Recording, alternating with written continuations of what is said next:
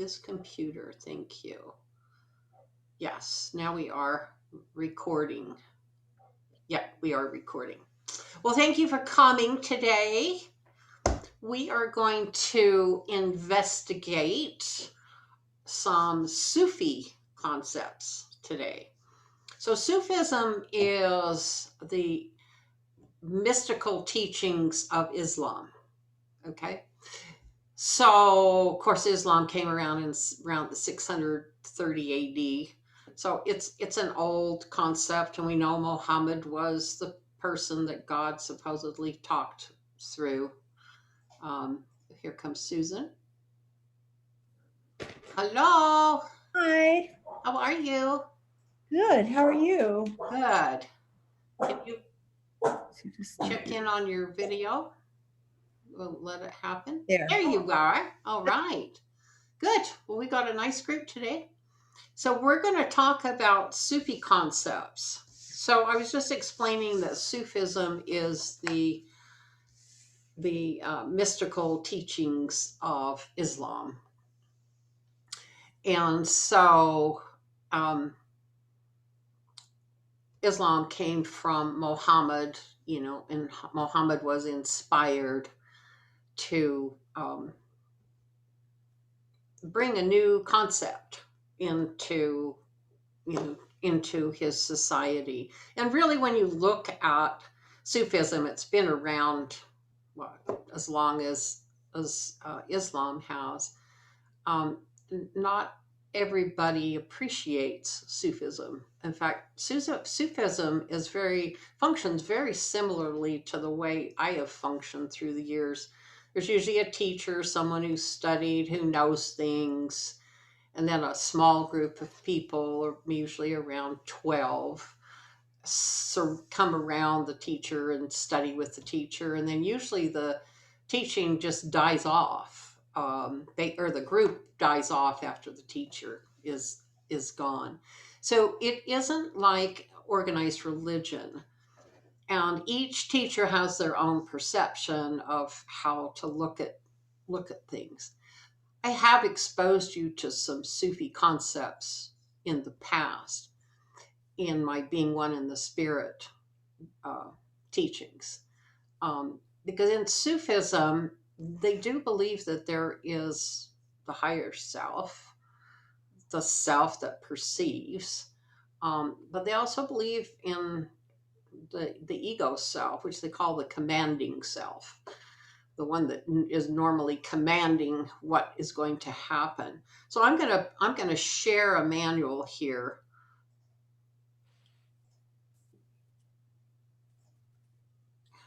Can everybody see that?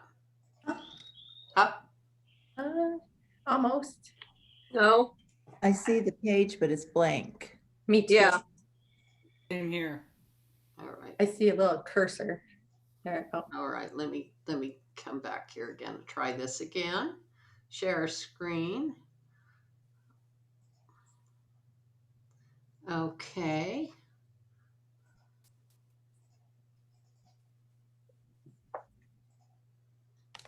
Can you see it now? Just a white page. Yeah, white page. Huh. Why is it not? You're sharing screen. It should be sharing screen. Shit, not this again. Let me grab Yarrow. Yarrow?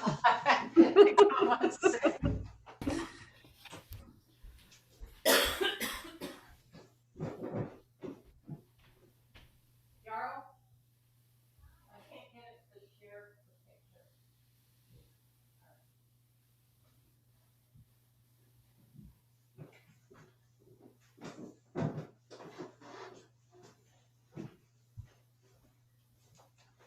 picture. God, you'd think I was trainable. It's okay. That's why I said, do you want me up there? Well, they can't see this. Okay. Don't worry about it. I got you, boo. Okay. Try not to flash you with my boobs, ladies. Pink top on today. Okay. Let's see. You got it open? Your intro? Is that it? Yeah. Okay. We got to share. So share screen, whiteboard. Share. Oh, almost. It flashed. Yeah, it flashed for me too. Did it? You see it now? Nope. No, it flashed for a Yeah, millisecond. it did. That's so weird.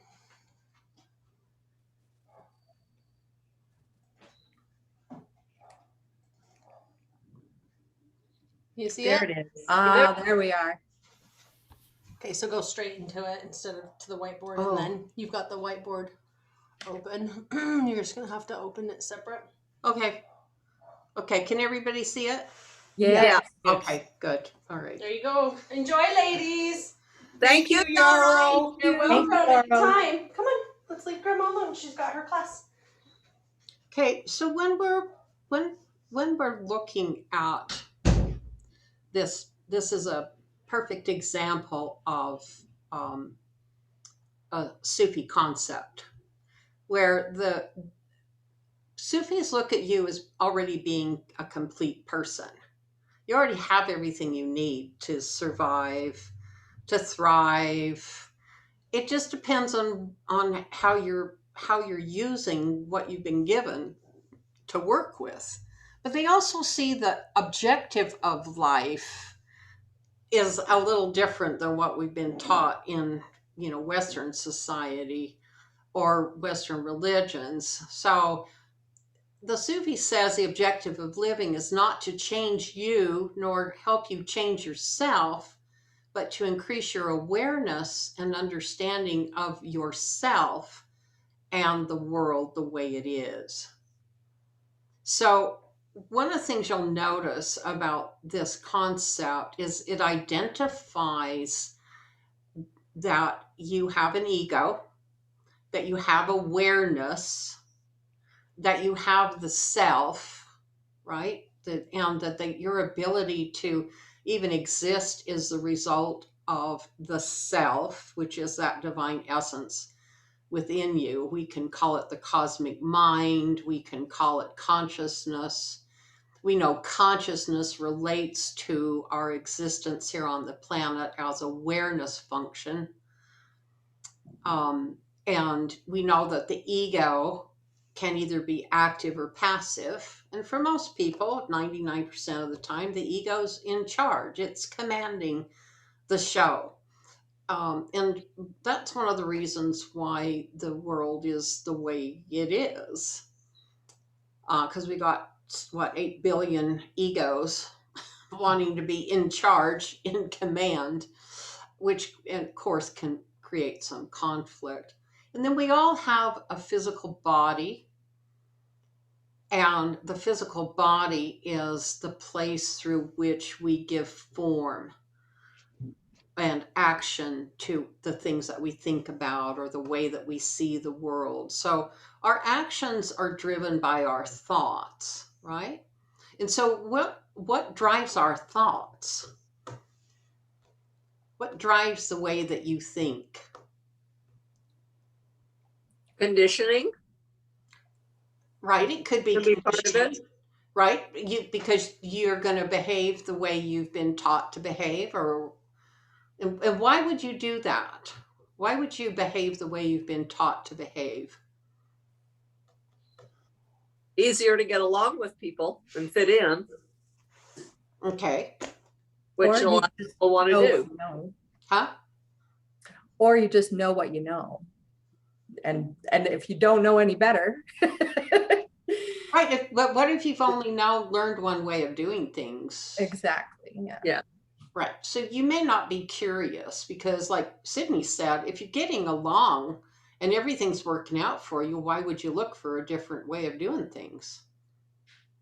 You wouldn't, would you? No, because what would that take? That would take initiative. Where does initiative come from? When do you take initiative on something? Instead of just doing routine, what you would always do. When you want it to change. Right. So change is so vital to life, isn't it? Isn't we say change is one of the basic components of the way the world is? Yeah. Right. So, how many of you get up every day and want the world to be the same? And you do that so you create these routines so that things will be the same. Because why? Because then it makes you feel like you fit in, you know how to not have to think. A lot of the times you don't have to think about what you're doing. You just go through the routine. You don't even have to think about it, right? So if you're not thinking about what you're doing, then you don't have to change anything, do you? But when you run into a problem, you have a problem, that's when you have to go, I'm going to try my old way of doing things, but what if that doesn't solve the problem? Now I have to take some initiative and I have to think about other ways to do things. So where do we, if you knew you were in a conflict, let's say you're in a conflict with another person, how do you go about resolving that conflict?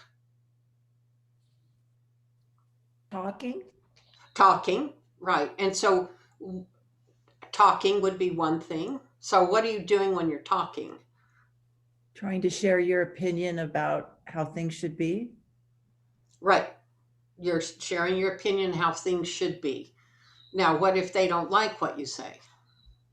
They will probably share their opinion of how they think it should be. Right. So now we have two opposing opinions. So now what do we do? Well, in a perfect world, you would try to come to some agreement. Right. But if you don't come to an agreement, you're at a stalemate, aren't you? Now, Mhm. stalemate may be fine.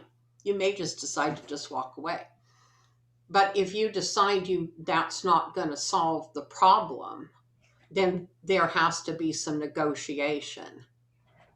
So how do you begin negotiating? Ooh. Find areas of common ground.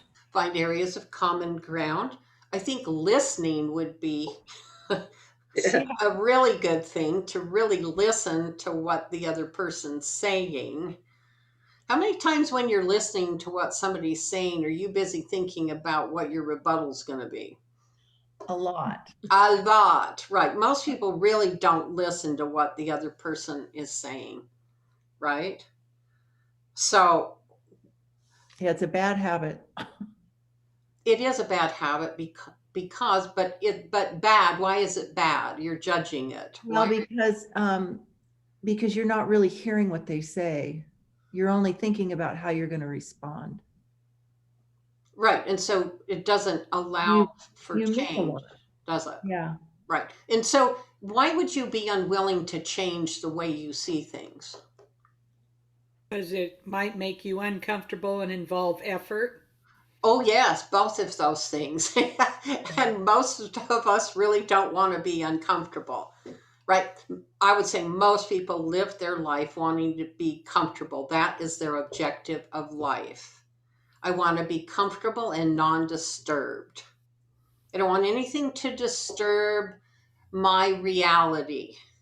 You know, I would rather have you lie to me about what you're really doing than tell me the truth. Because if I don't know about it, then I don't have to respond to it. I don't have to think about the choices that you're making, right?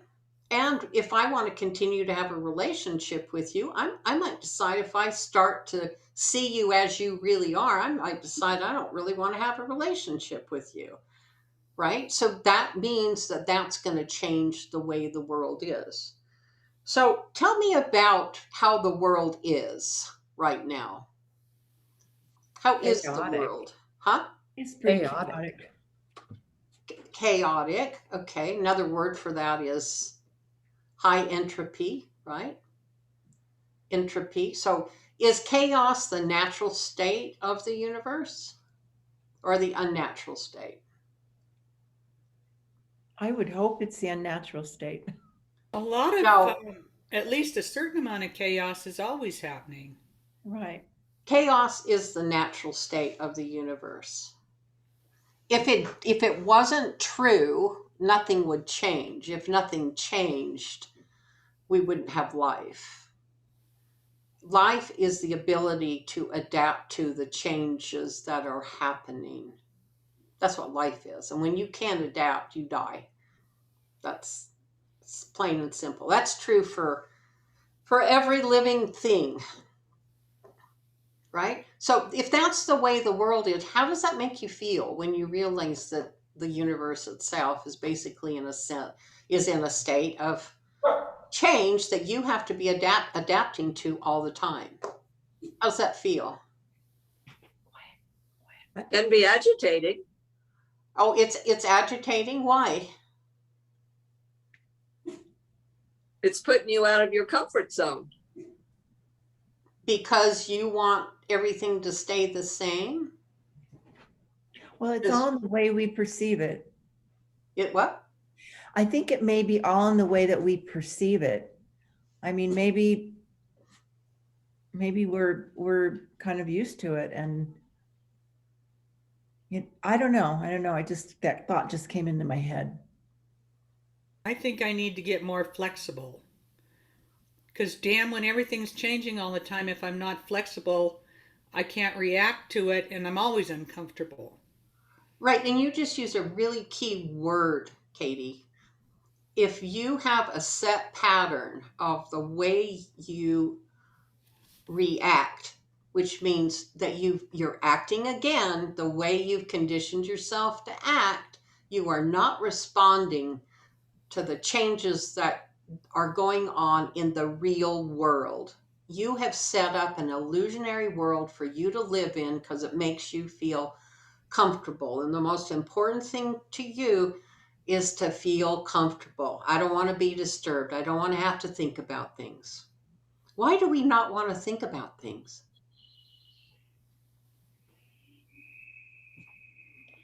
Why do Effort. we? Huh?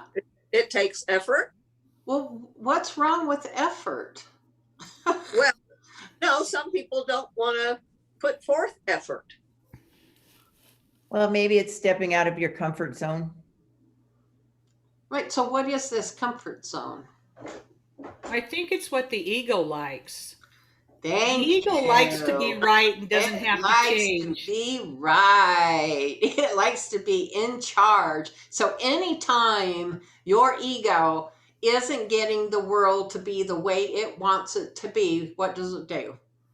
It makes you feel agitated or unhappy or emotional, right? And so now what happens is your ego starts judging what is going on and tries to figure out what's the behavior I need to do to get me back to being non-disturbed.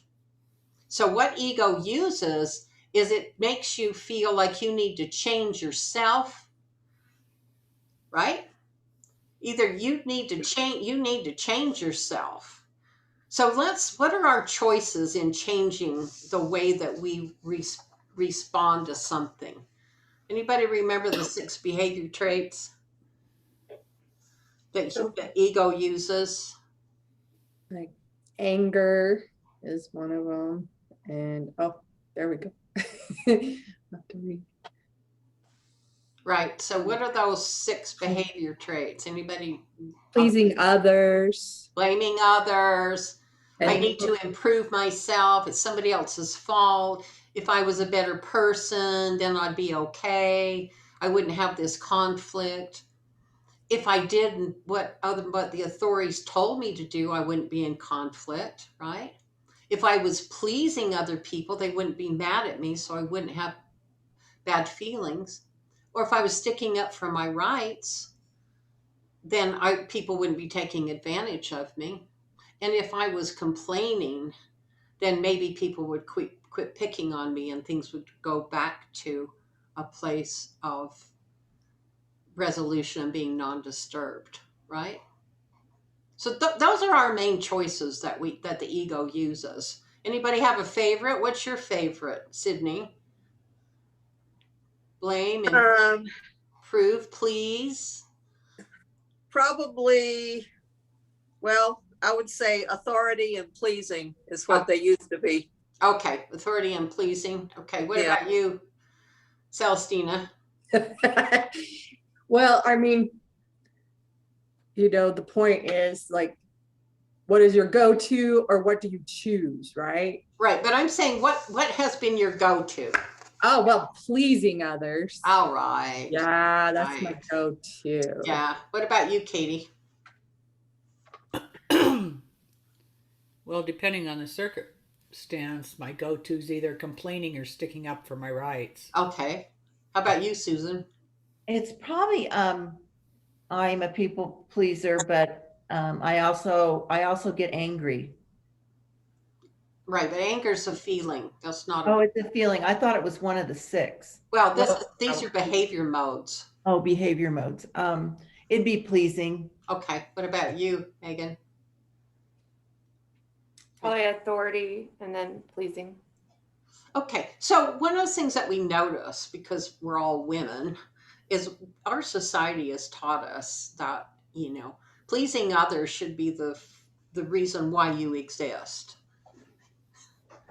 It's you should please your husband, you should please your boss, you should please your children, because if you did all of those things, then your life would be just fine, right? All of your needs are met, right?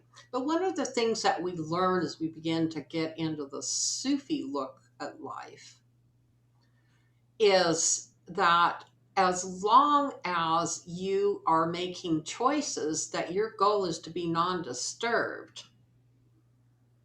and you're buying into any of these behavior choices and letting the ego act things out, you are acting incomplete because you're not listening to you're not taking initiative to respond in the moment to what is really going on.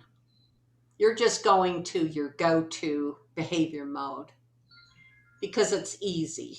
And Sydney made the point, most people don't want to put forth effort. Well, you know what? Life is effort. I don't know if you've ever noticed, if you ever really want to get somewhere, one of the things that keeps happening, and we call it progress, but we are the more progress we make, what that means is the less initiative, the less responsibility you have to take for making your life comfortable. You ever notice that?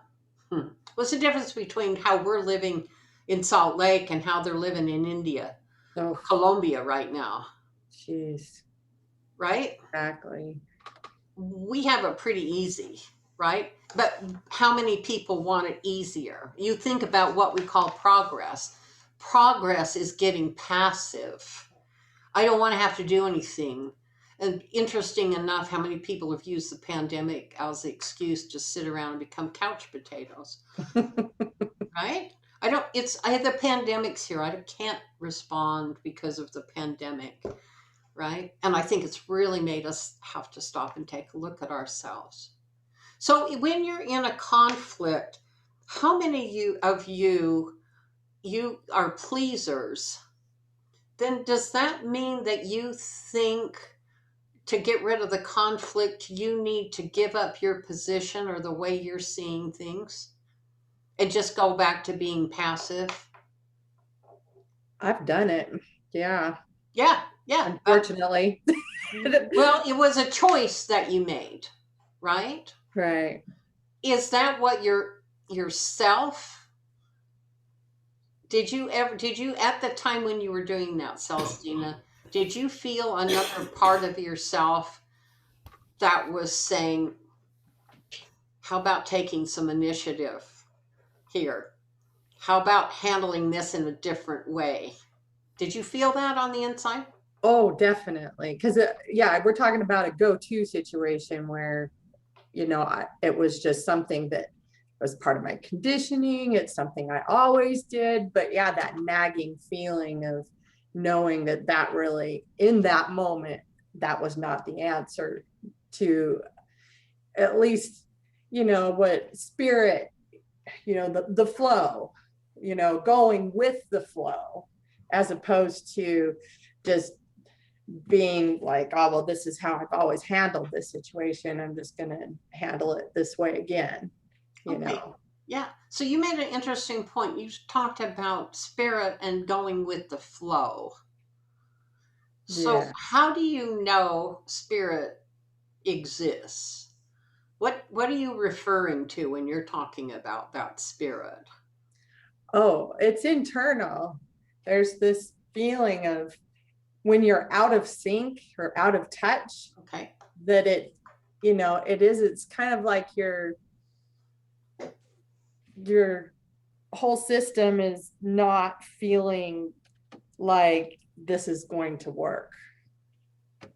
You know, the greater good, like there is a greater good out there, that you know, you're in this situation that requires something different.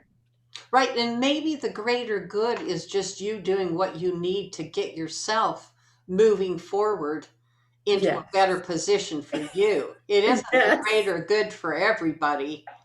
It has to be personal, doesn't it? it does. And if you've been a pleaser, what do you think your go-to is going to be when you decide to take initiative to move situations forward and respond to the issues that are really at hand? What do you think your go-to behavior is going to be? Oh, sticking up for my rights. Very good. Yes, Yeah. you are going to stand in a different position. Now, what happens to the feelings that you have in the body when you stand in that active position of sticking up for your rights? You know, like stronger posture. Okay. There's this positioning, and then the voice changes. Very even. good. Right. Yes. Right. So you notice there's this shifting that's happening in the chakra system, Yeah. the way the energy is flowing through the chakra system, right? When you become active with the Mhm. truth, the spirit becomes active through the voice, through the stance. What is that feeling of? Is there power, a sense of power? Where is that coming from? That's spirit. That's spirit. That is spirit. That is coming from taking initiative to look at something in a new way, not to change yourself, but to increase your awareness of what is really going on. Because when you keep repeating the same pattern and making the same choices, nothing is going to change. And if you need change in your life, there's only one person who can change it that's going to make the change permanent. And that is you. Now, how do you know if it's the right change to be making? You have to take initiative, right? What if you make a choice and then you find out that didn't seem, I tried that out and that didn't seem right. So now what do? You Try try. something else. Try something else. My God, change. Keep changing, right? What do we know about one of the basic qualities of spirit? There's three basic qualities of spirit that we see in our universe. One is the ability to manifest as matter and energy. The second one is consciousness, and the third one is the ability to evolve and change, right? So when you are changing, when you are allowing yourself to change, you are active. The spirit within you is active, and you are taking initiative, maybe to act in a way you've never acted before. It's not that you're changing yourself, you're changing the action that you're doing. You're changing the way you're responding to the situation.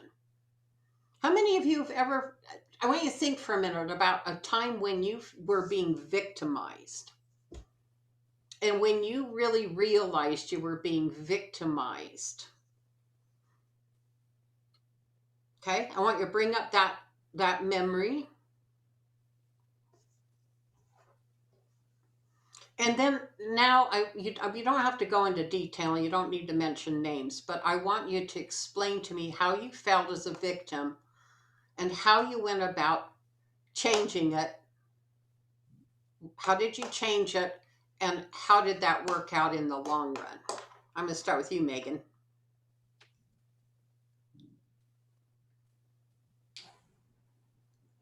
My it came from childhood. So, I mean, feeling powerless, couldn't say anything, that kind of thing. But, it didn't change until, my parents asked me and, like, I guess gave me permission to do something different. I don't know. And That then makes and then sense. how did you feel? Did you initiate based on once you got permission? Did you initiate new behavior? Yes. And then how did you feel after you initiated the new behavior? Relief.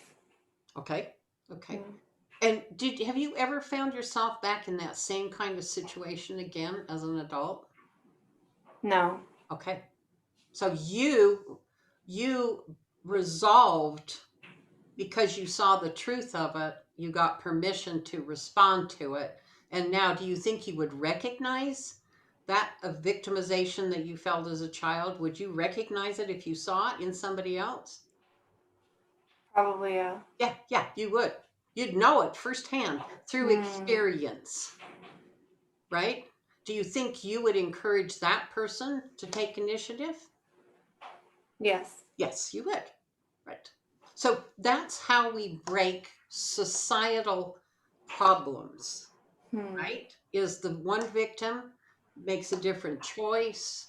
They inform another victim that they see to make a new choice, right? Isn't this what Black Life Matters is about? Isn't this what social movements are about? Bunch of people saying, no, we're not going to put up with this anymore. We're going to change this, right? But it takes initiative, right? So when you do that, what happens to the old way of doing things? Playing that victim role. What happened to that role for you, Megan? It no longer served me. Right. So did you do it anymore? Sorry, I didn't hear. Did you act as the victim anymore? No. No. Good. Good. Okay, thank you. Susan, how about you? Yeah, it's been pretty ongoing, most of my adult life. I think, and I've changed, and it's a matter of taking a deep breath and then hearing what's being said and maybe reacting with a little bit of dispassion. And that gives me my power. It's in how I'm reacting. And I'm not reacting with anger, or I'm listening, but the dispassion helps me to stay calm and be in control. Right. Has your behavior since you've made some changes, has it changed the way the situation is? I think a little bit, yeah. Okay. But it It's a sounds hard nut to crack. well, and it sounds like like you've only changed yourself a little bit. Have you controlled how much you've allowed yourself to change? Because No, I don't think so. I mean, I think especially this last year, I've gone through a tremendous amount of growth. okay. Is there anything you could do would it make you uncomfortable to do more growth? Would it be too destabilizing? I don't think so. Okay. I Then don't, why do you not go at it a little more full bore? because I don't see that it would be beneficial. It wouldn't be useful to you. It wouldn't be, no, it wouldn't. Yeah, it wouldn't be useful to the situation right now as it is. Okay. How important is what she just said about it being useful, really serving the situation? Right? Well, it's important Why is it important? because I think my awareness is increased to Are where, you more aware of the world the way it really is? yeah. I mean, in my little world, Right. yeah. That's all you can live in is It's your like little you world. do something, like if you're going to make, how can I put it? If it's something you really can't do anything about, like change another person. You can't really change another person. Well, no, but you can Then change you've how got to you accept interact them with them. the way it is and react in ways that are healthier for you. Right, but you keep Multiple using the levels. word react. A better word would be respond. Yeah, respond. Right, so Not react and respond. Yeah, right. you're right So about are that. you telling me that another person, the way they are, affects how the way you choose to interact with them? The level at which you will want to change the world that you live in with them? Well, I think that's yes. But Okay. I think that that's temporary. You know, I have hope that things will change. I think you can count on it. Yeah. It's the nature of life. It Yeah, it sounds is the nature. I just hope they change in the direction that you know that I would like. right. And if they don't change temporarily in a direction that you like, what can you do? I just keep going back to my own path. Right, but what is your path? How do Well, you know what your path my is? spiritual path But what is your spiritual path? is connecting with spirit. And how do you do that? Through I do it through physical yoga practice. I do it through pranayama. I do it through meditation on a daily basis. Right. Do you do it? See, and as a Sufi, you would do it by understanding why you do what you do and Yeah, accepting the world the way it is. right. So the Sufi's much more engaged in the process of how they're interacting with the world. Was it on a psychological basis then? Kind of like Sure, understanding the psychology of it? sure. More so where yoga steps away from it and Right, does dispassion, and I'm going, there's the outer world and there's my right. inner world. And so, but the Sufi, they have their quiet moments and they have their practices, but they stay very engaged in the world the way it is. Well, I think there's something to be said for that. What would be the benefit of staying engaged rather than stepping away from engagement with the Well, world? I think you're accepting that. And so in your inner world, you don't have a lot of confusion or anger, or this is the way you're open, probably more open to new ideas. Right. Yeah, because you're having to look for options about how Right. you want to get through. Right. You're Right. more proactive. With the outer world, yes. Yeah. Sufism is much more active in the outer world. And that's one of the reasons why over the years I even combined the two, the yoga, Uh-huh. also the Sufi approach of recognizing you've got choices about how you want to respond to what's going on in the outer world.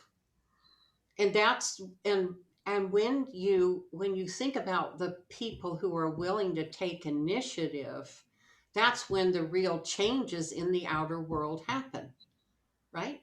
So I'm going to jump to Celestina here for just a minute. Celestina, you got divorced, Yes, right? And so that's a huge shift that you went through. definitely. But And go oh, ahead. oh no, go ahead. No, go ahead. And so you took initiative. How many years were you Absolutely. married? So 14? Okay, 14 years. And then Yeah. you you got to a point where you couldn't what? You couldn't do it. Oh, well, oh, I liked how you were talking about, the chaos, the world, and accepting that.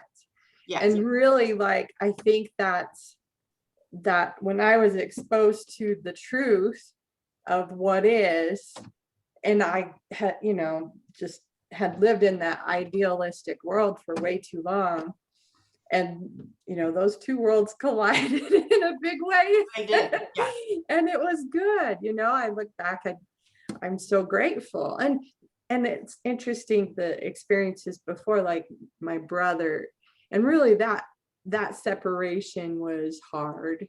But I learned a lot in that situation of understanding, well, that's who he is, and accepting it, and Right. knowing, you Oh, know, so you're telling me that when you got to the realization of the way the world is, yes. that was coming to a realization of the truth about your husband and your brother?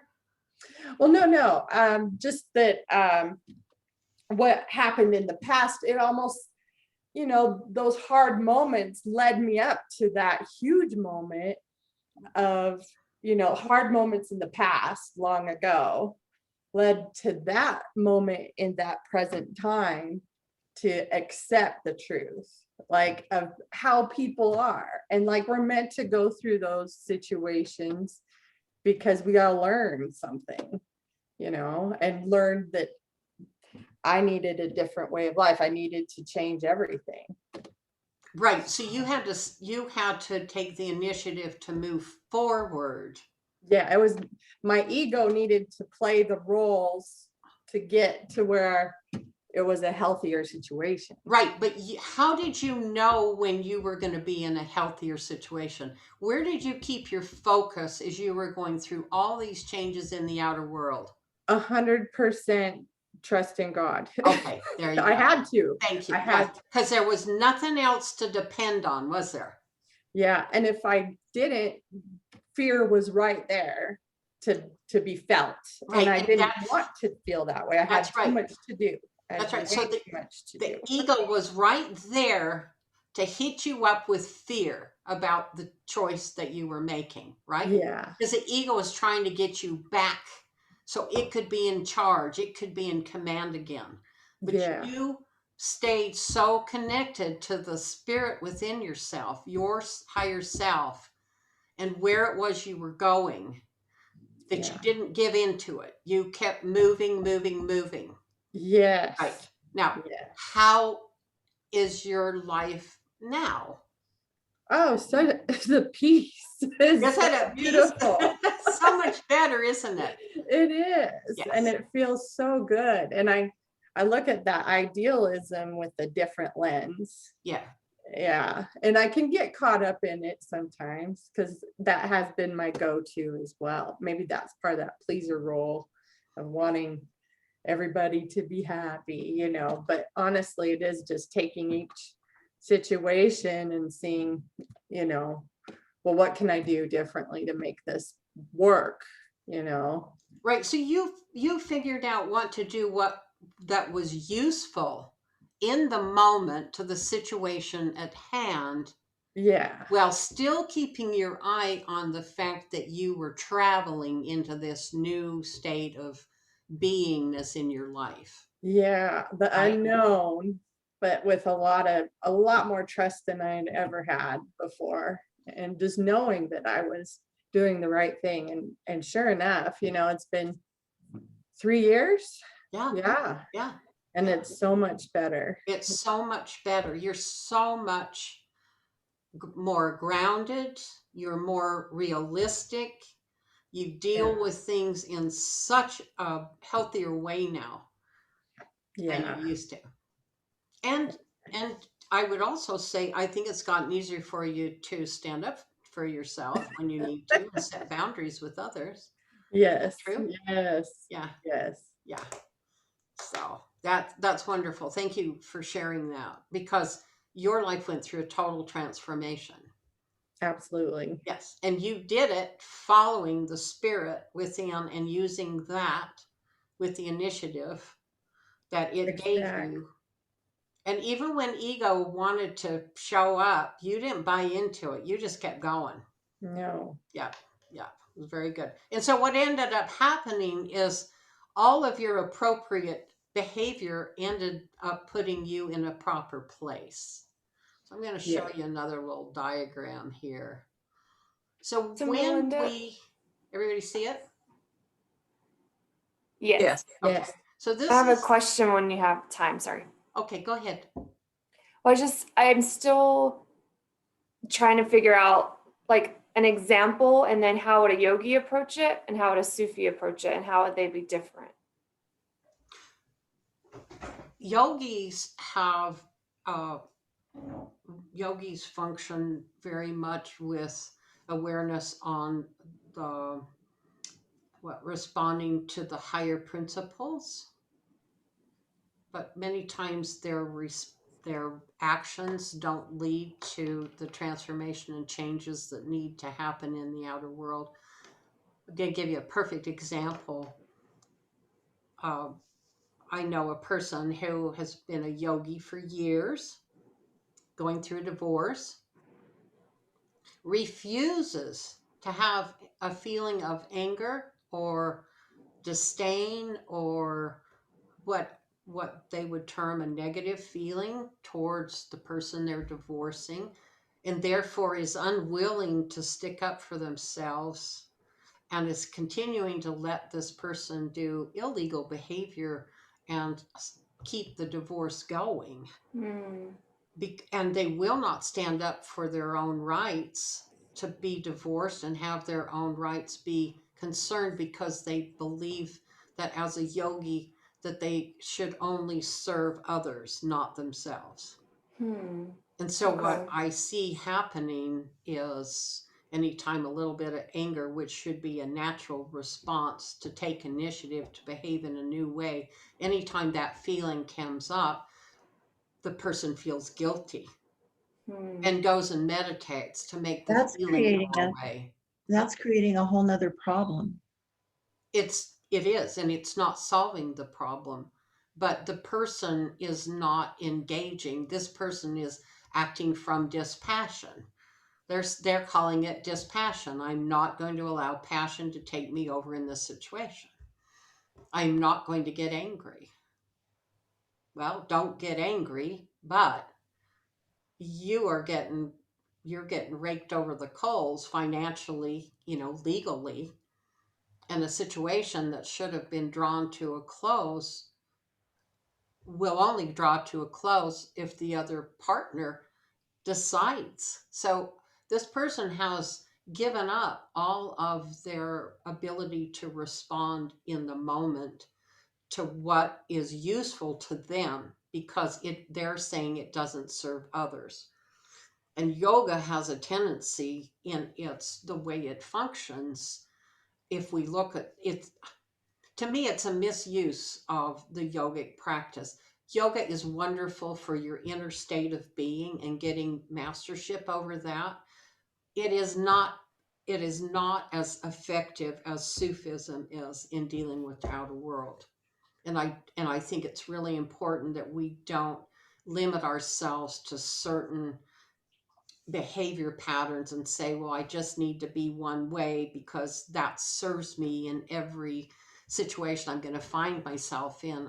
I don't believe that's true. It's one of the reasons why I have studied lots of different philosophies and ways and religions, because I think each one of them is designed to help people cope with the situation that they find themselves in.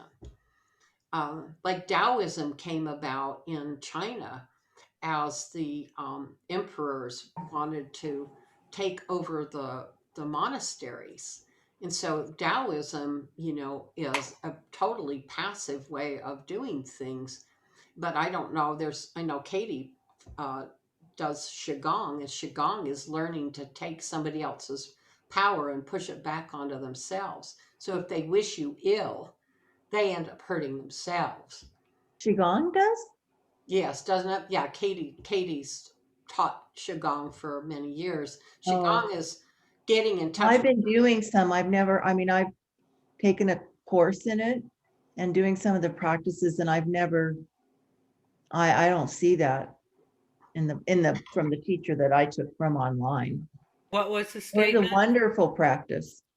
Well, when did I say it wasn't a wonderful practice? Oh, no, I I didn't say that. no, I know, I'm sorry. I didn't mean to misconstrue what you said. I just never got the feeling that it was Well, does Qigong work with power? No, it works with energy. Well, what I is took- energy? Well, I just didn't, the class I took, I didn't get that feeling. Right. So that teacher, the teacher that you studied with or did the course with, Yeah, didn't present the material in a way that I'm no, presenting it. not at all. Does that mean he's wrong and I'm right? No, I mean, no, it's Different just, perspectives. yeah, it's a different perspective. Right. And I'm talking more about how Qigong and Taoism leads from behind. You get the power not to harm others, but if they're sending harm towards you, could you You redirect the energy towards? Yeah, you can protect yourself, definitely. I mean, I can see that in the practices that they did. But it was more about balancing your the energetic subtle body, Right. your So own. is that an inner experience or is that an outer Yeah. world experience? Well, during that 8 weeks that I took that class, for me, it was an inner experience. It was, Right. So what's the difference here? We're talking about two different things here then, aren't we? yeah, Because I'm talking about if you're not going to change yourself, right? And that's what Sufi's about. It isn't about changing you. right. It's about changing where you're getting your gumption from to deal with what's going on in the reality of the world you find yourself in. What does yoga give you to deal with that? If I have the illusion, that the world is beautiful and at peace, everyone is a spiritual being.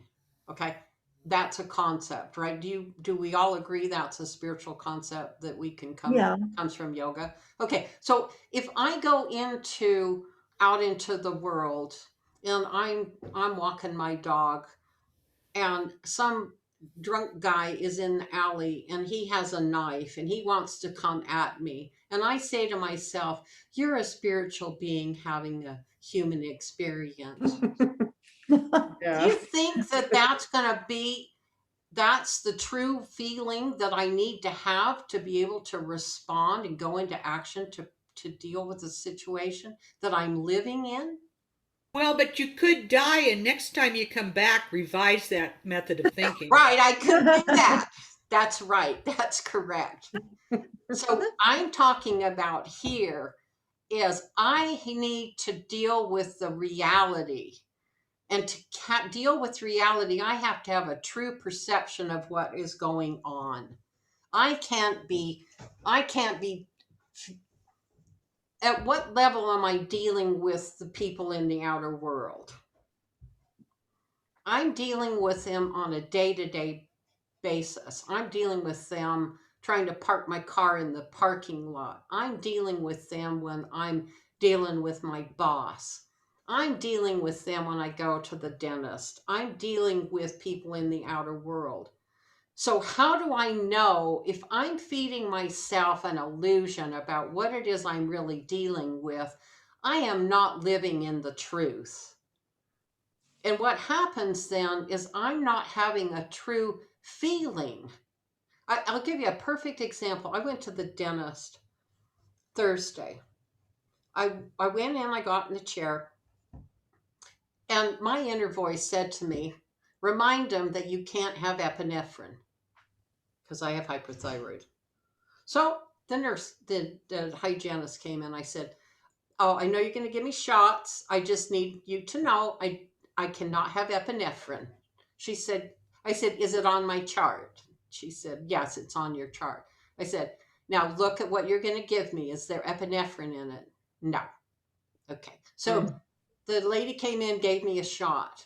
Well, when the dentist came in, the shot wasn't strong enough. So they had to give me another shot. But the shot the doctor gave me had epinephrine in it. Oh. And I'm Oh. going, holy shit. And the hygienist, she went, oh my God, he just gave you a shot that has epinephrine in it. What can happen to you? And I said, well, my heart could start racing to the point where you're going to have to send me to the ER. Oh my Um, God. she said, well, what should we do? And I said, well, I'm going to sit here and do what I know how to do to calm my heart down. So I just said, just leave me alone for a minute. I did my deep breathing. I did what I needed to do. And he was able to come in. She said, well, he didn't give you very much of it. And I said, well, then I think we're going to be okay. So then he proceeded with the dental thing, and I ended up being fine. But mine was told by the inner voice to remind them, do not give me epinephrine, right? But so so now how do I respond? So what I did, I had a true feeling when I found out the true perception. You have epinephrine, which is going to race your heart. So what could I do that I knew how to do to bring things back into a chemical balance in my body? Your breathing. Correct. So I closed Still. my eyes. I focused on my breathing. What happened? I creatively shifted the way my body was responding to the situation, right? Mm-hmm. So I was able to influence the situation I found myself in, right? Right. So I didn't go too far out of balance that I had to go to the hospital, right? Now, what if I had said what if that had not been what was going on? What if I'd said, oh, I'll be okay. Just go ahead. We, May Or not get have had pissed. may not have had the same Yes. outcome. right. So what we find here is sometimes when we're dealing with the spiritual path, where is the spiritual path? Is it on the inside or is it on the outside? It's on the inside.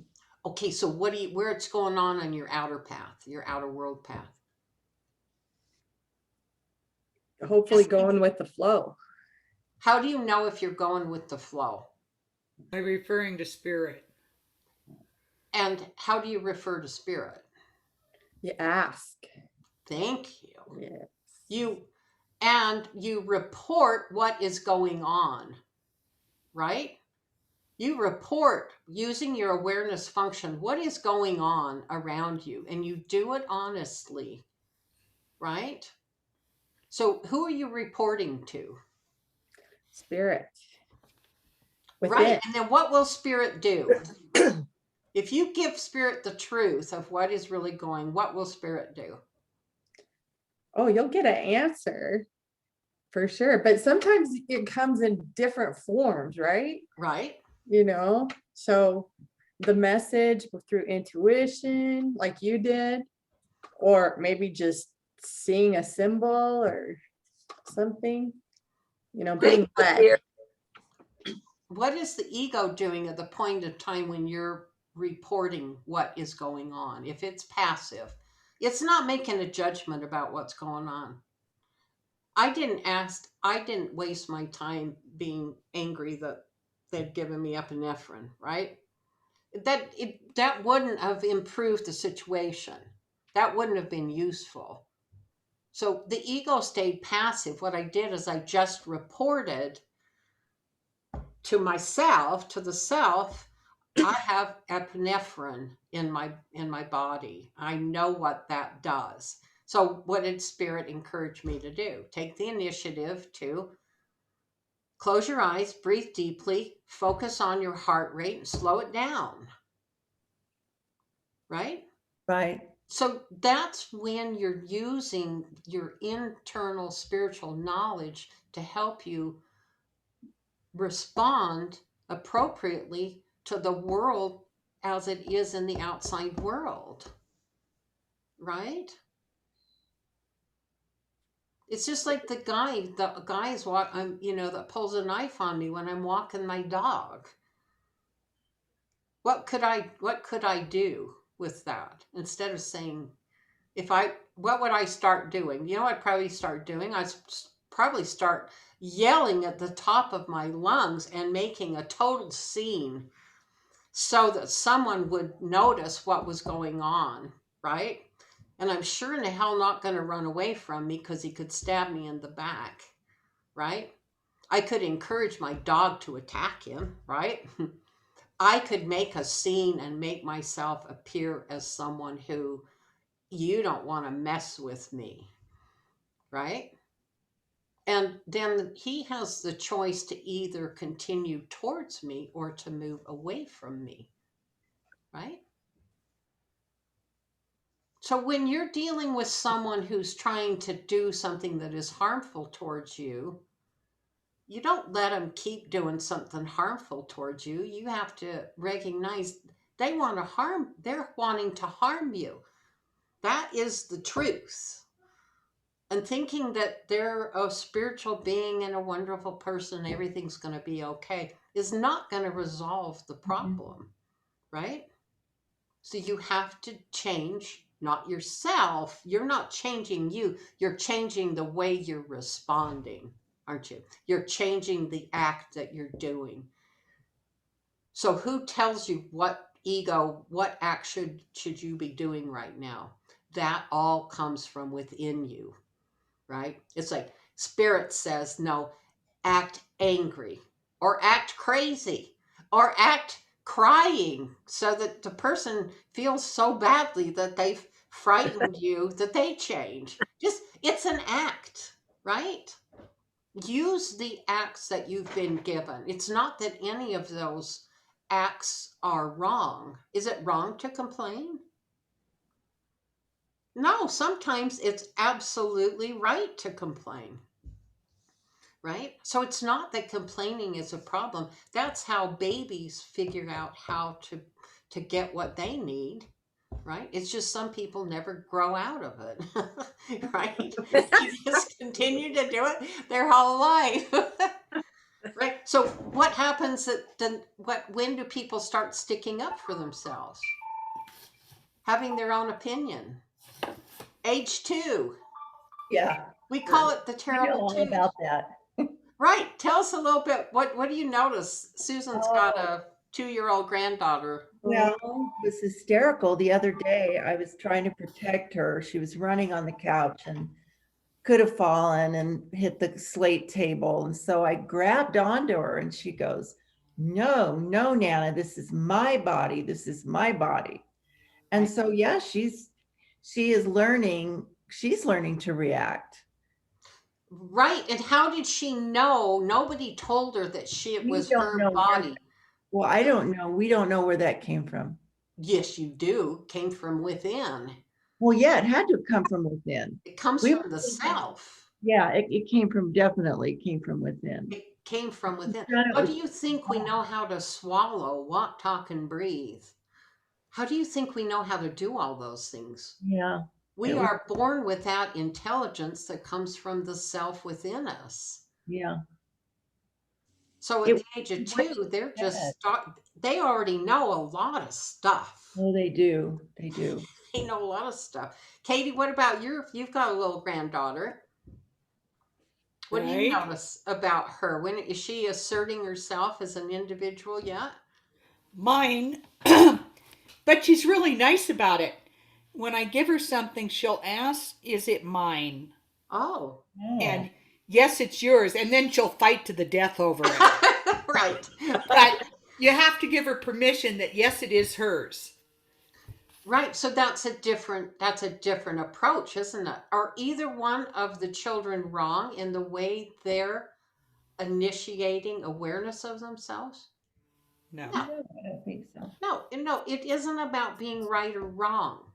It's each person, that's the individual. So we don't need to change our little grandchildren, right?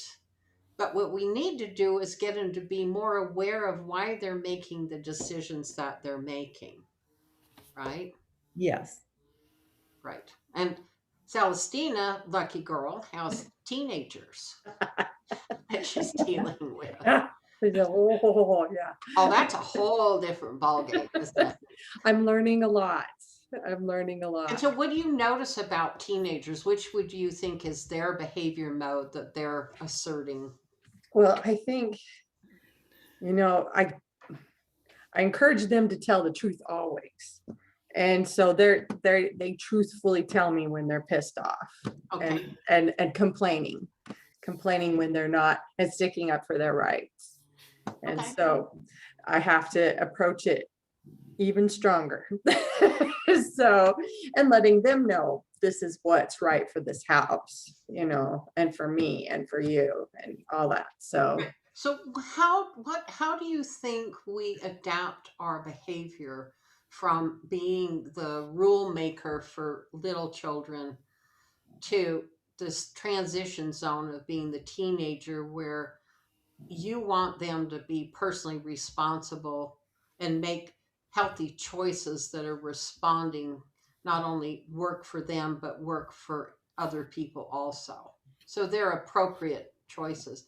How do you have to adapt your behavior so that you give them room to be able to be responsible? well, I have to know when it's okay to pull back and see how they do. Yeah. And if they're successful, then that's great. But yeah, it is kind of a pull back, go forward, a little dance, if It you will, is. and more conversation, lots more conversation. So Lots you can of have conversation, right? an exchange. Yeah. Right. And so what is that conversation doing? Like What does that establish? there's Down. more of an education, right? So Right. And it's something Yeah. you really know more how they're thinking, how That they're too. seeing things, Yeah. right? And you have to be more on your toes, don't you? To respond to what it is that is going on. Do you notice that sometimes their perception of the world is a bit illusionary, not very Definitely. realistic?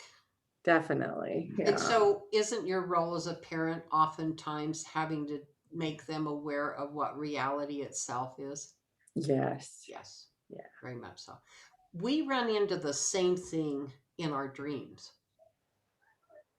In your dreams, your ego, when you're asleep, your conscious ego is passive. Okay? Your subconscious ego is trying to get you to pay attention to things that you were ignoring that were going on in your conscious reality, but that your inner self, your higher self, wants you to pay attention to. But you're not paying attention to it. So you're going to have nightmares. You're going to have repeating dreams that are pointing out to you what you are not consciously paying attention to. And you're going to make mistakes because you're not responding in the moment to that which needs to be responded to. So this is where dream analysis can be so helpful. So in terms of archetypes, in dream analysis, the archetype is the adversary. That's reality itself. How many of you have ever felt shocked when you actually really realized where somebody was coming from? You really saw them for who they were. Oh God, wasn't it? It's scary. You're like, how did I not see this? Right? Oh yeah. Yeah. So part of what I want to do then is I want to be like, if I'm dealing with someone that I've not looked at realistically, what can I do about the way I'm interacting with them? What are my choices?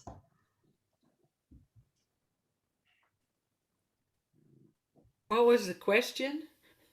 If you're dealing with someone where you have a different perception of them now that's more realistic than what you had in the past, what is it that you can do differently in the way you're interacting with them in the outer world? Not associate with them if you choose. Right, you could choose not to associate. What if that wasn't going to be one of the options? Maybe it's your boss, or maybe it's your daughter, and you see that your daughter has a temper, or your daughter has to be in charge. She has to be she acts like she's royalty, like she knows everything that's going on, and you as a parent know that she really doesn't. So how do you, if you deal with her head on, what ends up happening? Oh, fireworks. Fireworks, right? So that doesn't really change anything, does it?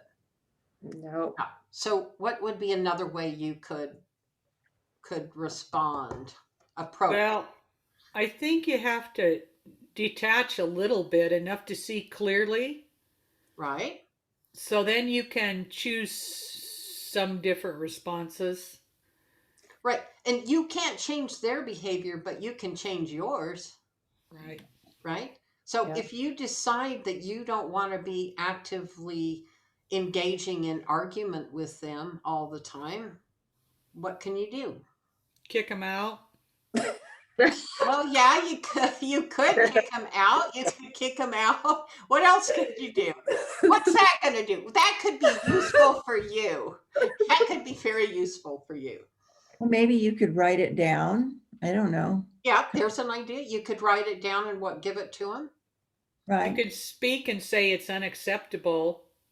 Right, you That's could just the set way a it is. boundary. You could set a boundary with them about what you would allow, the way you're going to be talked to. You could set a boundary.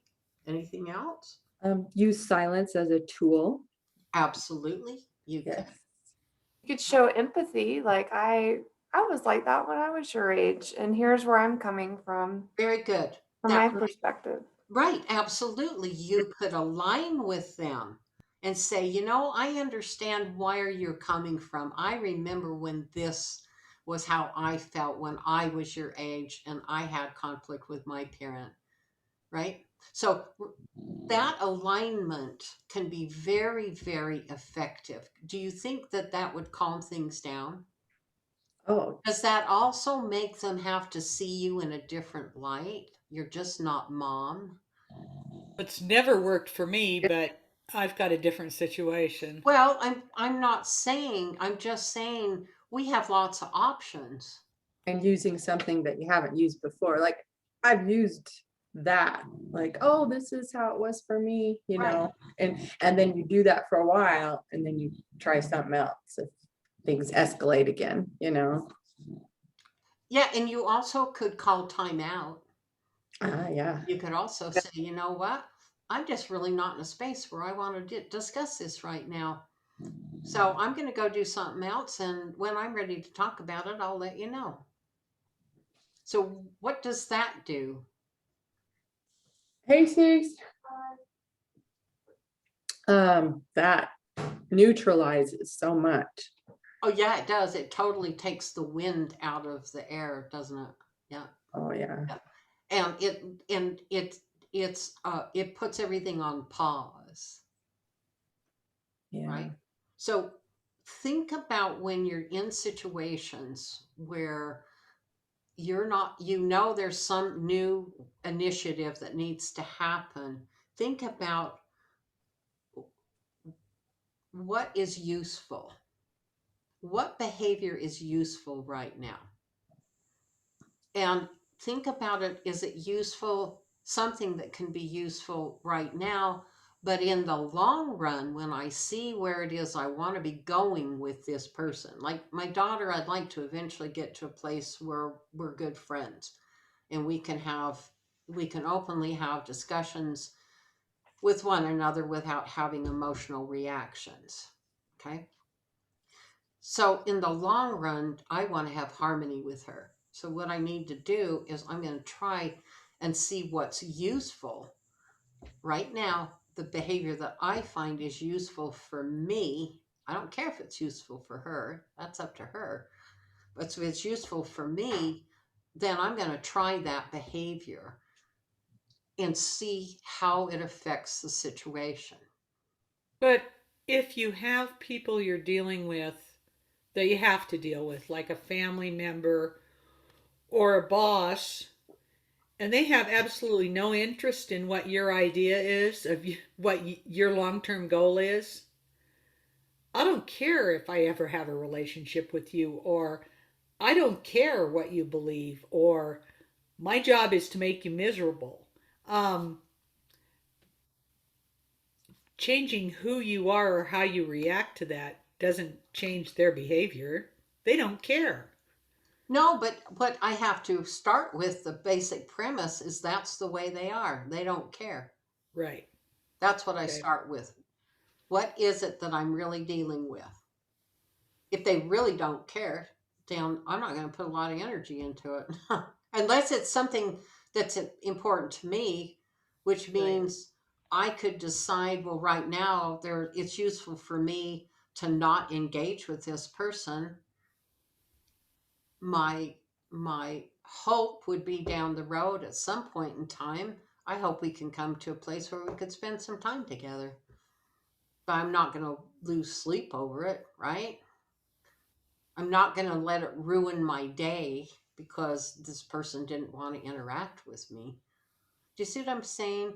This means what I'm doing is I'm working with the options that I have. I'm not changing myself. I'm changing I'm changing the way I'm interacting with people in the outer world.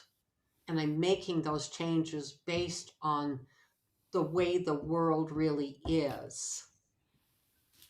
Because where we get into trouble much of the time is the way I think the world ought to be. I mean, a perfect example is this is the evangelicals who I would think, I mean, when I hear evangelical, it makes me think of people that are totally as devoted to the teachings of Christ as you could be, and they have Trump as their spokesperson.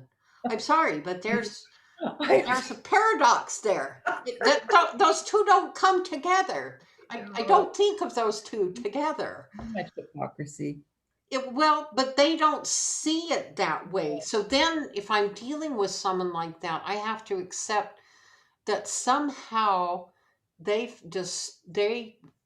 what do they really believe? They want someone to lead them. Right. And Trump is against abortion. So Right. therefore I'm going to choose him to be God sent so that abortion will be outlawed in America.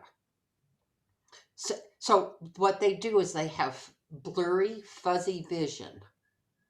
You meet one criteria that I have as an evangelical, because Jesus would be against abortion, because that's what I've been told. So I'm going to make everything else that this one person does fuzzy. I'm not going to pay attention to it because this justifies why I'm supporting this person. Yeah, but now aren't you seeing that they're still on that bandwagon with like the vaccine and taking, which is really not only taking care of yourself, but having compassion for other people, or wearing a mask. Let's just take wearing a mask. A lot of these fundamentalist Christians, just think that their liberties are being taken away. Right. So who told them that? Well, Who gave them that leaders told lens? them that. But somebody gave them that lens Yeah. and they're buying into it. It's Trump, yeah. Are they seeing the world as it is? No. No. So how are you going to behave around it? By God, you're going to wear your mask and you're not going to hang out with them. You're not going to, it's not your job to fix them. No. They're going to get COVID and die. Yeah. That's what, look at COVID. It's on the rise again, right? And yet it's in those areas, like I read an article, or there was a little blurb today about Michigan, and their governor, who is a Democrat, has blamed actually the Michigan State Supreme Court because they ruled that her mandates were illegal. Oh, God. And so Michigan got rid of the mask mandate. Right. And so COVID will be on the rise and more people. It is on the rise there. It's terrible there. They're one of the worst states. Well, why did the Supreme Court make the correct, appropriate decision? No, they did not. That's what reality is proving, is Yeah. they made the wrong decision. If they made the wrong decision and you live in Michigan, what do you do about it? You wear a You mask. wear your mask, you get your Yeah. vaccine. Right. We can't have control over other people's behavior. That's not your role, is to fix the world. The thing is you fix the way you're interacting in the world, and you have two places you can do it. You use your yogic practices to deal with getting in tune with the spirit, because they are time proven methods. They have lasted thousands of years and they work. And all you have to do is you have to apply them, and you have to work at it, and you have to keep that connection with spirit strong. But when you're going out into the outer world, you're going to find that dealing with the outer world from a more Sufi standpoint is going to be much more effective for you, because you're going to be accepting the world the way it is. You're not going to be in some la la land about what reality is, and you're going to make choices looking at your options that are useful to you being well, to staying physically well, mentally sharp, Staying safe, and staying safe. Absolutely. And that's protecting. one of the reasons I wanted to cover this today. And when you're doing both, when you're responding to the outer world in an honest way, and you're doing your practices to keep yourself in tune spiritually, you have harmony. Has anybody noticed, what do we call that when we have harmony on the inside and the outer world? Karma. Well, Karma.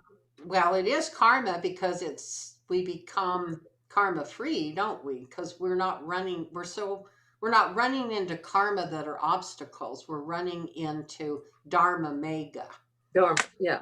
Dharma mega, which means my life is in tune with the rightness of the flow of spirit as it's happening on the planet right now. And any of you that know me, you'll laugh, because like I could say, okay, I need to buy a new chair, and I go to the and then I just state the fact that I need a new chair. A little while longer, my voice says, go to Office Depot now. So I go out and get in the car, go to Office Depot, and they have a big sale on, and it happens to be the hour where there's an extra 30% off. Oh my gosh. And so I end up getting deals on everything. I do not live a normal life, if anybody is aware of that. I get spirit guides me where it is I need to be going. It's like, no, you need to go take care of that right now. So I do. And what I find is that a lot of those things that would end up being problems they end up not being problems for me, right? Because I'm not running into those. It doesn't mean that I don't have minor problems. I do have, like the dentist. But I was even warned about the dentist, sitting there in the dentist office. I just knew this was going to be funky, but it turned out okay, because I knew how to respond, right? So they're just different ways of looking at the way we're doing things. So when you move into action that is harmonious with the truth of the event or situation, you are only the witness on the stage of life. You watch, you are silent, you listen inwardly, spirit guides you, you move into action. The words of truth flow from your mind, you speak. The power of truth flows through your body, you move. You are living in the moment, in truth, in harmony with spirit. That's how we do it. Anyway, any questions before we call it a day? Any good movies that you've watched lately that reinforce all this awesome stuff? I miss my Eunice. Yeah. Oh, I know, I miss Eunice too, but I'm rewatching. Yeah, Eunice Emery on Netflix is a Sufi story, and it's really Say that again, please. Eunice, Yunus, Emre, Emre, is actually a Sufi, a series. I think there's 24 hours of show, but it's the story of one of the great Sufi poets. Rumi was a Rumi was a Sufi. Sufi poet. Yeah. Yeah, I Yeah. mean, when was he? He was around 600 AD, No, he was 1200. 1200. Yeah, about 1235. He had just so much wisdom.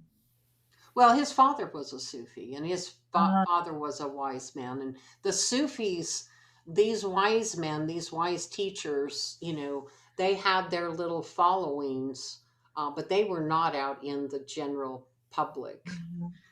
They were often recognized by the sultans, and they were kept more sequestered so they could have their little groups and do their wisdom.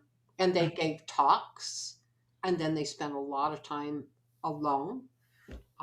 They were not out in the general public. They were sequestered. So they weren't. They now their students had to go out and deal with the oh, I outer see. world, and people from the outer world could come and listen to their stories. But not everybody. You couldn't just walk up to a Sufi master and decide you wanted to have a conversation with him. Was That was, Rumi considered a Sufi master? yes, he was, and he's the one who's actually started the swirling dervishes. Oh, yeah, I knew that part. That's his group. Yeah. So, but each one of these, Sufi masters. So, how did you become a master? And you'll notice in Eunice, he kept getting sent out into the outer world to confront the issues in the outer world. He did his quiet, right, his mantra chanting, and he did his work with the other Sufis in the group. But most of the work where he actually grew, the sheik would send him out. And he's like, "Why are you sending me away?" He said, "Because you need to learn. You will not learn isolated here with these people, like-minded people. You have to go out into the world, and you have to learn how to live in the world and accept it as it is." You also get to see in the show, the Sikh gets accused of doing some things that he didn't do, but he doesn't worry about it. He actually goes to turns himself into prison, has the guards lock him in prison, you know, um, because he knows it's all going to turn out okay, because he knows how to he knows what to do that is useful to bring the truth out into apparent reality, right? And that's when the harmony happens with the way that he sees the world, he can actually change the state of the world, the way he lives in it, because he knows how to do that. How does he know how to do that? Through harmony with the self within. But he also spent many, many years out in the outer world learning how to change what is going on around him. Like, think of it as if you were at your sink and you turned on the water, but you decided you wanted it warmer. What would you do? I'll move it. Yeah, you'd make the more hot water come, right? Exactly. So you had to initiate the shift. But did it shift in the outer world because you turned the handle? Yes. But you had to first initiate that you wanted the option for warmer water. Then you had to take an action to initiate the shift, and then the shift happened. The way you're interacting in the outer world is no different than this. You need to know what it is, that what are your options, how is the world the way it is, what are your options? Is there something you'd like to change in the outer world? Initiate what the change needs to happen. If you want things to become more harmonious, then that is the self knows how to make things more harmonious in the outer world and to give it form, right? If your kids say they're hungry, what do? Start cooking. Start cooking, and then what happens? They eat, and then they're done, right? Then you're not hungry anymore. So you have to respond to the outer world. What if your bedroom's a mess?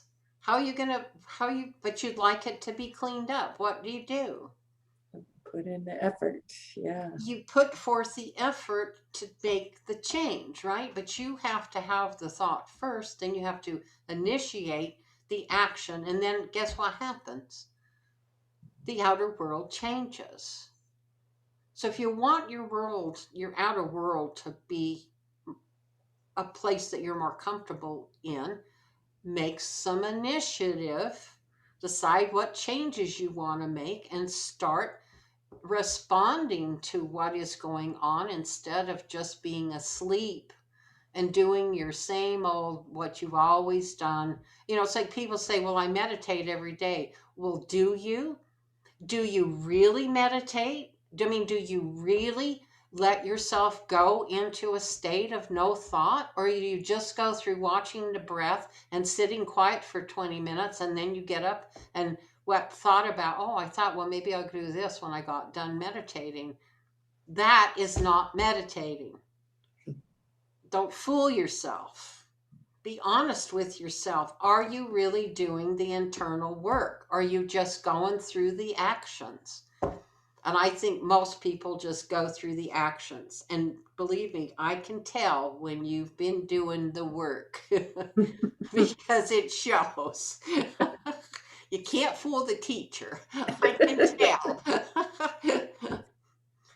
And don't guilt yourself into doing the work. Be honest with yourself. I don't want to meditate right now. Great, don't do it. What are your other options? Go out and work in the garden, get in tune with the dirt.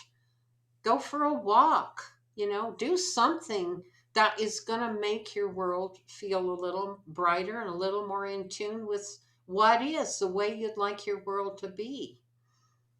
That's living in the moment, and that's creating the world, the outer world, the way you want it to be, and making useful contributions, starting with yourself. Make it work for you. And guess what? If you're a happy person, and people don't like being around you because they want to be miserable, let them walk out the door. Let them go to their friends. Let them go do whatever. Those who don't want to wear masks, just don't come around me. I won't see you, So it's like, we don't need to change. We're not going to change the world. The world is a workshop, and everybody's got their own stuff to work with, their own stuff to learn. So we need to leave it to them to learn it. Thank you.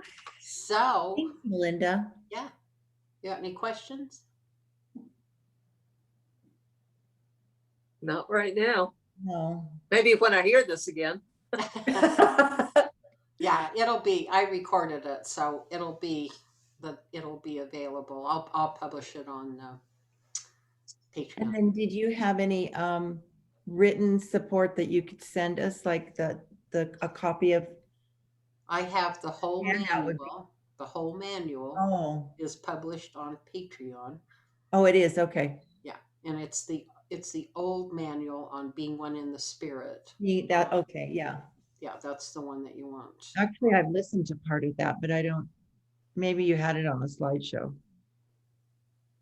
No, that the one that's on the video is the newest, being one in the spirit, and that's not the one I'm talking about.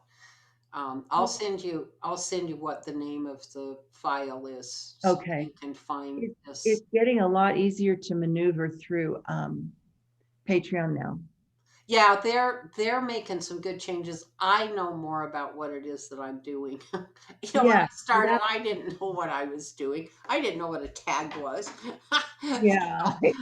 Hell, let's just put a tag on it. I didn't know. So as I'm learning, you're getting the benefit. Also, I'm doing some online workshops with Patreon, so I'm getting training, and Oh, then that's good. they're also learning how to do it. There's over 150,000 creators on Oh, that's Patreon, great. all from Wow. around the world, and so it's we're all kind of working together to make it a better place. No, it's really improved.